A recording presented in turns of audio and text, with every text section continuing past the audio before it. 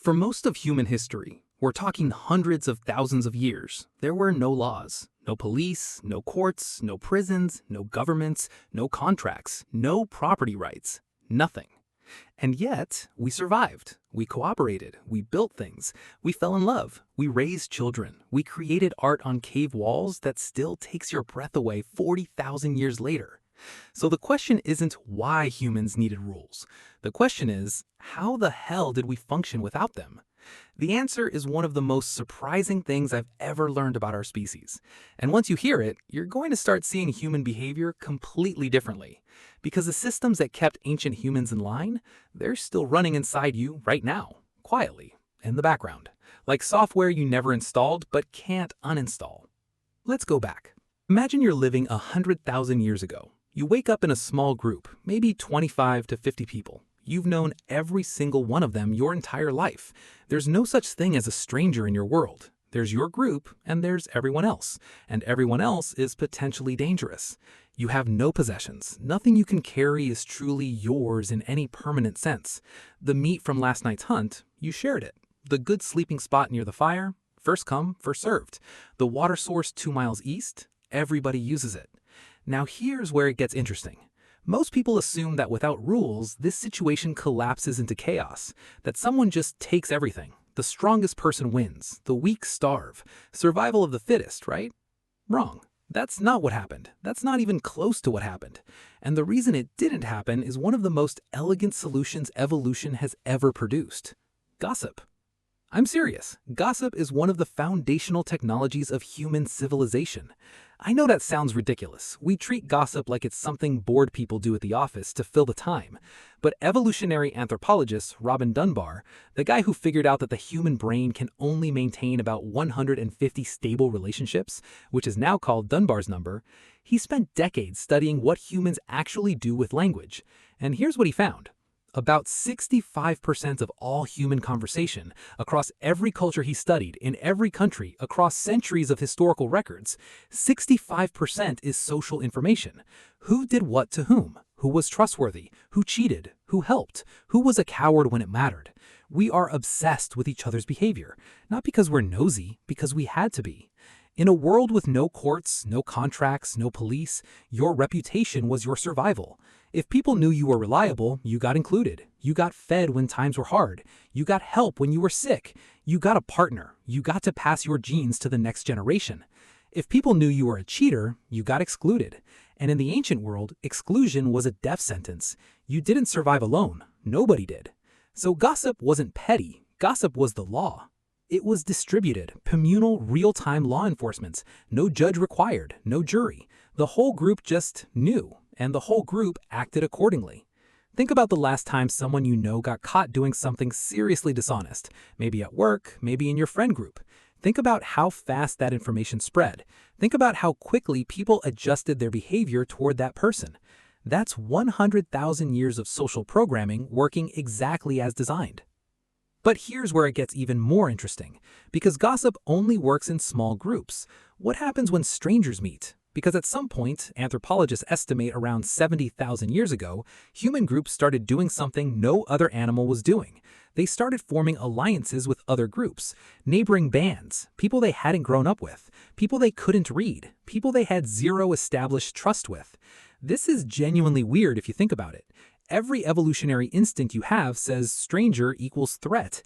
That's not a social prejudice. That's a survival mechanism baked into the mammalian brain over millions of years. So how do you cooperate with someone you have no reason to trust? The answer is one of the most uniquely human things that has ever existed: ritual. Not religion exactly, not yet, but the precursor to religion. Shared performance, collective behavior that signals, I am like you. I follow the same rules you follow. I can be trusted. Here's a concrete example. Archaeologists have found evidence of what they call alliance ceremonies going back at least 130,000 years. The Blombos Cave in South Africa, same caves where they found the earliest known abstract art, also contains shells from 200 kilometers away. Not just a few shells, hundreds. Identical shells with identical holes drilled in them, strung as beads. These weren't decorations, they were uniforms. Wearing those beads meant I belong to this group. I followed this group's agreements. If you meet me somewhere and I'm wearing these, you can trust me. It's the oldest ID card ever discovered, and it worked the same way your instincts still work today. When you meet someone at a party and they're wearing the shirt of your favorite band, you immediately feel a connection. When you're in a foreign country and someone's wearing the same college hoodie as you, instant bond. You don't know them, but you know something about them. That feeling, that's ancient. That's your ancestors reading alliance signals, deciding in a fraction of a second, safe or not safe. Now, pause for a second because I want to show you something. We've got gossip handling internal group behavior. We've got ritual and symbolic markers handling intergroup trust. That's actually pretty sophisticated. But what about the big stuff? What about murder? What about when someone does something so bad that gossip isn't enough? When the social pressure isn't working? When someone is genuinely dangerous to the group? This is where it gets dark, and also kind of fascinating. Anthropologist Christopher Boehm spent 25 years studying hunter-gatherer societies. He read every ethnography ever written about people living in hunter-gatherer bands, about 150 societies in total, and he was trying to answer a very specific question. What do these groups do about people who won't follow the unwritten rules? The pattern was consistent across almost every single culture. Stage 1, public criticism. If you're misbehaving, the group starts openly talking about it, in front of you, loudly. There's no behind-your-back politeness. Everyone knows what you did, and they want you to know they know. Stage 2, ridicule. If stage 1 doesn't work, the group starts openly mocking the person. This sounds childish, but it's actually devastating in a tight-knit group where everyone's opinion matters to your survival. The social pain of ridicule activates the same neural pathways as physical pain. Your brain literally cannot tell the difference. Stage 3, ostracism. You get ignored, excluded from decisions, excluded from sharing. You're physically present but socially dead. Stage 4, and this one's important, stage 4 is what Boehm calls execution by consensus. The whole group agrees, and the problem gets permanently removed. This happened more than you'd think, and here's the key detail.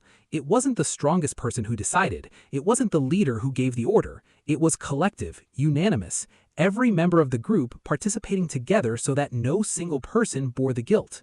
And Boehm's argument, which I find genuinely mind-blowing, is that this process of collectively managing dangerous individuals is actually what shaped the human brain into what it is today. For hundreds of thousands of years, bullies and tyrants and cheaters got removed from the gene pool, not by heroes, by groups, by everyone deciding together. We didn't just evolve intelligence, we evolved cooperation. We literally bred ourselves to be more social, more sensitive to others' emotions, more capable of working together, because the groups that did that survived, and the groups that didn't. But wait, because here's the question that nobody asks.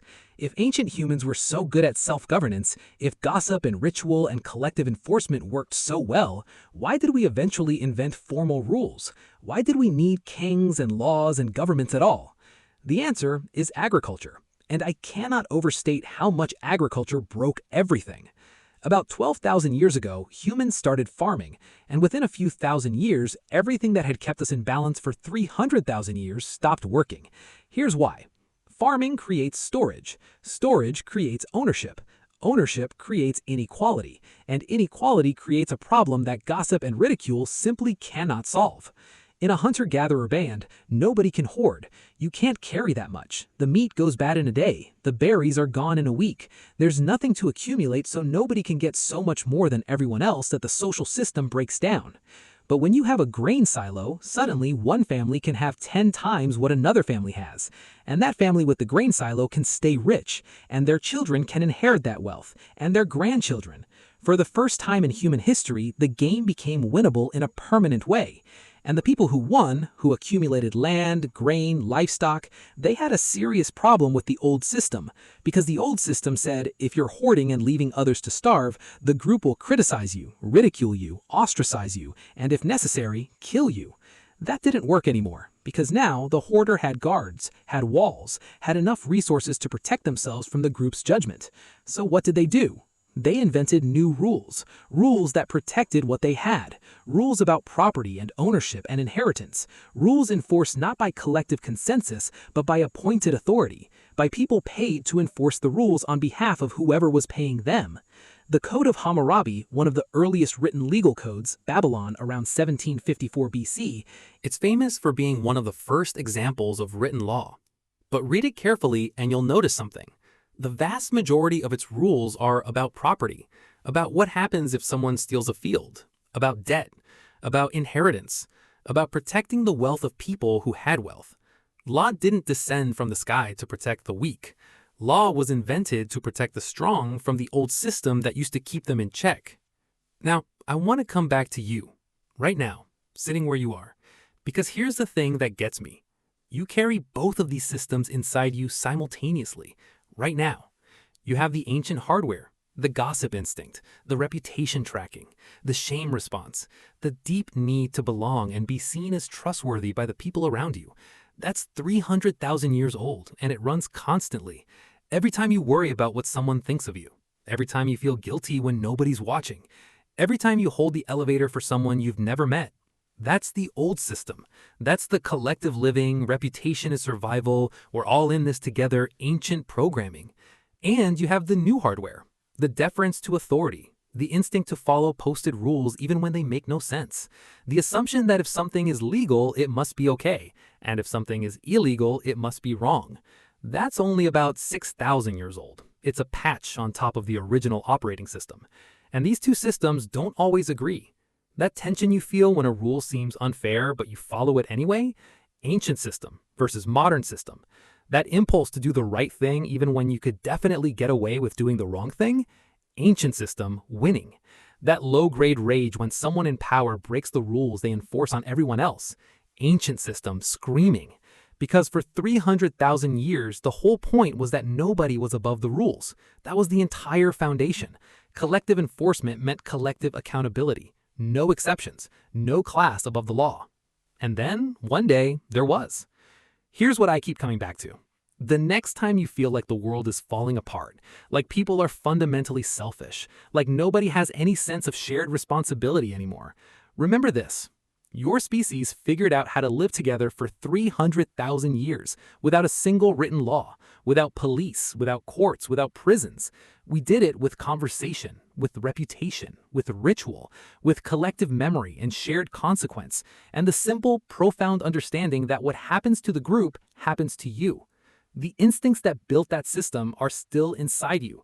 You were born with them. Every human being on the planet was. The question is whether the systems we've built on top of them, the laws, the institutions, the governments, whether those systems are still serving the same purpose that gossip and ritual served around a campfire 100,000 years ago, which is just this, keeping the worst impulses in check so the rest of us can thrive together. Sometimes they are. Sometimes, honestly, they aren't.